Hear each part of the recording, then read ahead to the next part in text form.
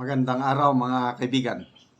Pag-usapan natin itong article na publish sa Daily Tribune. Title is Alyansa Showing Cracks. May butas na. So kung barko pa ito, nako, pag hindi mo maagapan yung butas sa barko, lulubog yan. Okay, so dito sa article, sinasabi dito na the ruling coalition, yung alyansa para sa bagong Pilipinas led by President Marcos Jr. is facing its biggest crisis yet. Nagsimula ang alyansa napakalakas. Kaya nga nung kick-off rally nila sa Lawag, ipinagmalaki ng Pangulong Marcos na pinakamagagaling daw yung kandidato nila. Samantalang sa kabila, inutusan lang bumili ng suka, nagkandidato na. So, ganon sila ka-confident nung una.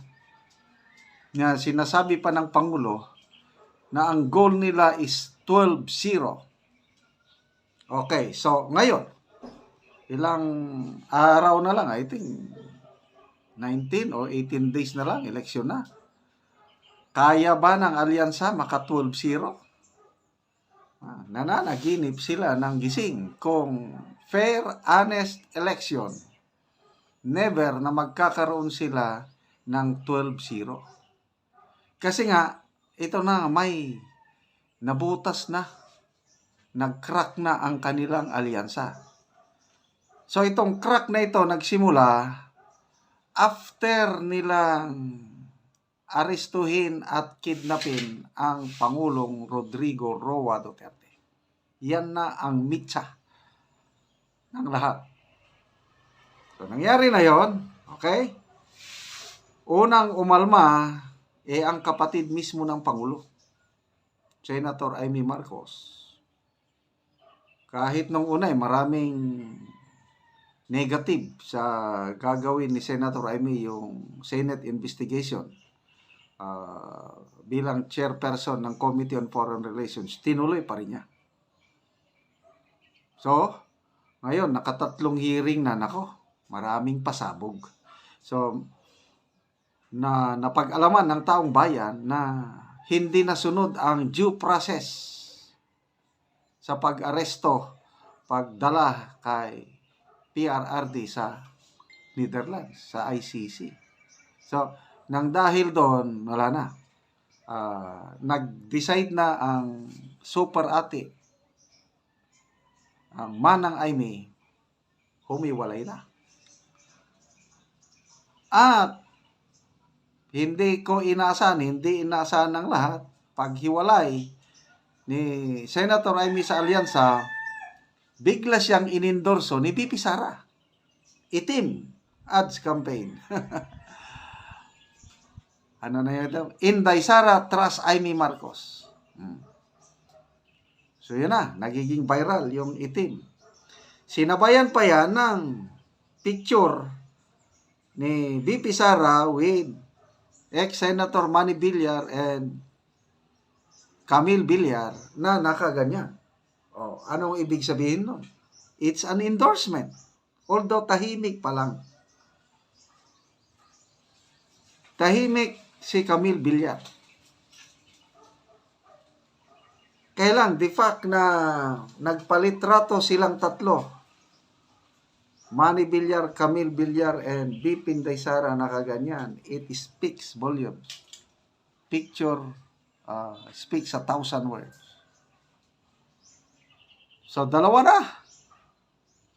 How about Senator Pia Cayetano na member ng Nationalista Party na sumama sa alyansa? Tahimik si Senator Pia Cayetano. Kailan ba yun? March 15 na rally ng alyansa sa Tacloban City,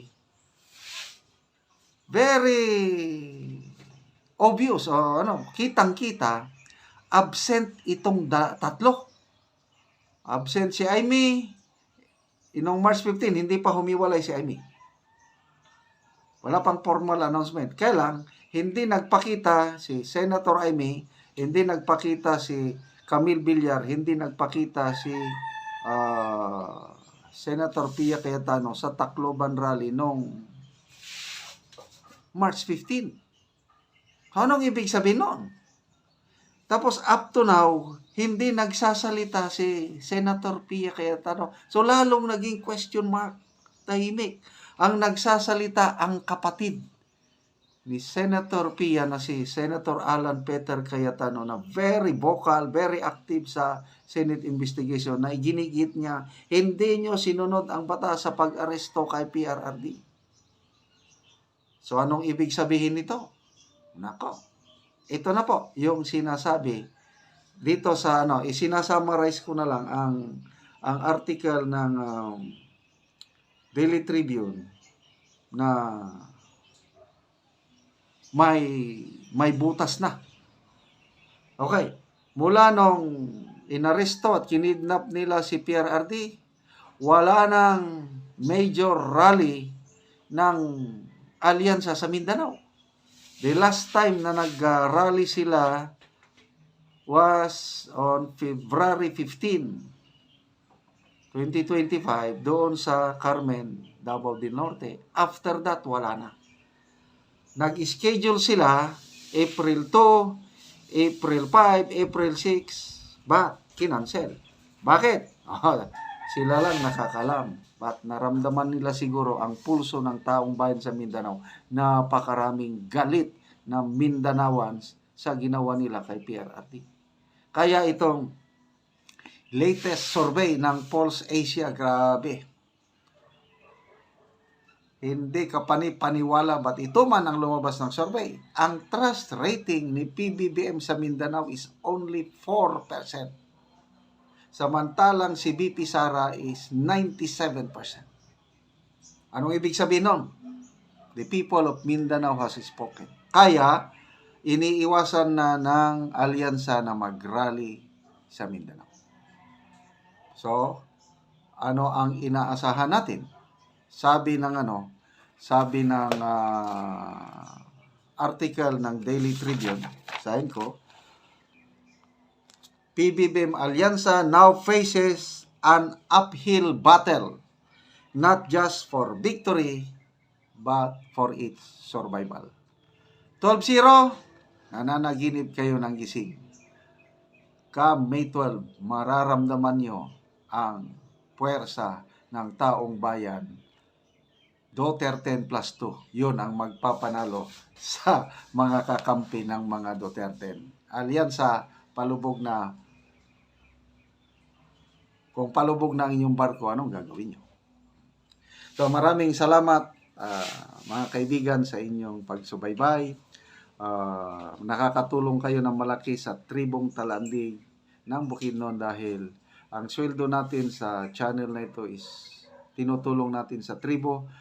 Namimigay tayo ngayon ng mga yero at pako na para ma-repair ang mga sira-sirang bahay ng Tribong Talandig. Panoorin nyo ang video na ito. Natagaan na mo gero. Karon mabot na po di sa iyang balay. Yes, thank you.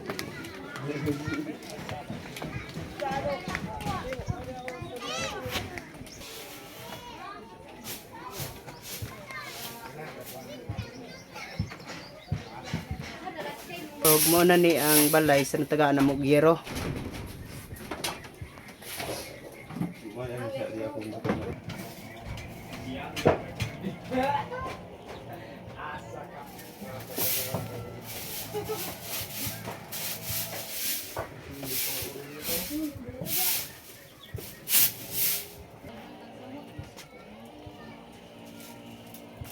Linuhat.